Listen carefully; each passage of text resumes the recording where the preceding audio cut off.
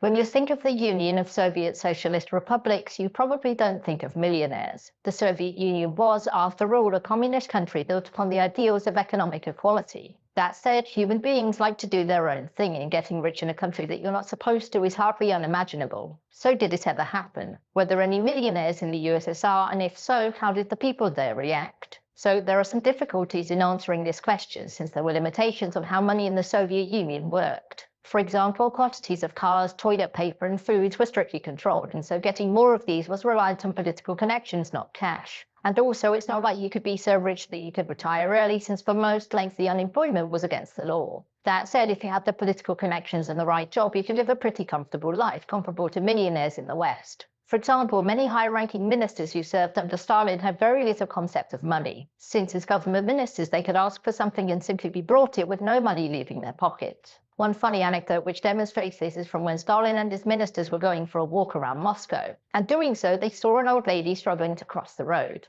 Stalin helped her to cross and then wanted to give her some money to help her out. One problem though, neither Stalin nor his ministers carried any money with them, since they never used it and the old lady got squat. Anyway, to answer the question as to whether or not there were any people who had the equivalent of $1 million openly in the USSR, the answer was yes, although it didn't happen until very late in its life. After Gorbachev had reformed the economy to allow some private enterprise, some people started to make a lot of money, particularly from importing luxury goods from the West. And one man who did this was Artyom Tarasov, who in 1989 declared on television that he was the first person in the USSR to be worth millions of rubles, which wasn't millions in terms of US dollars, but given that for most Soviet citizens their yearly wage was between 1,500 and 3,000 rubles, it was a lot. So how did the Soviet people react? Well, very well, and they all congratulated Tarasov on just kidding, they were outraged. Protests sprang up in major cities, politicians denounced the acquisition of capital on that scale, and many called for Tarasov to be imprisoned. His accounts were frozen and the KGB launched an investigation into him, but ultimately they found nothing, and so he was allowed to go back to his business, and soon after he became a millionaire in the traditional sense. Now, not a lot is known about Tarasov and his business, but what is certain is that his relations with the Soviet government were pretty awful, and it wasn't long until he fled the country and eventually settled in the UK.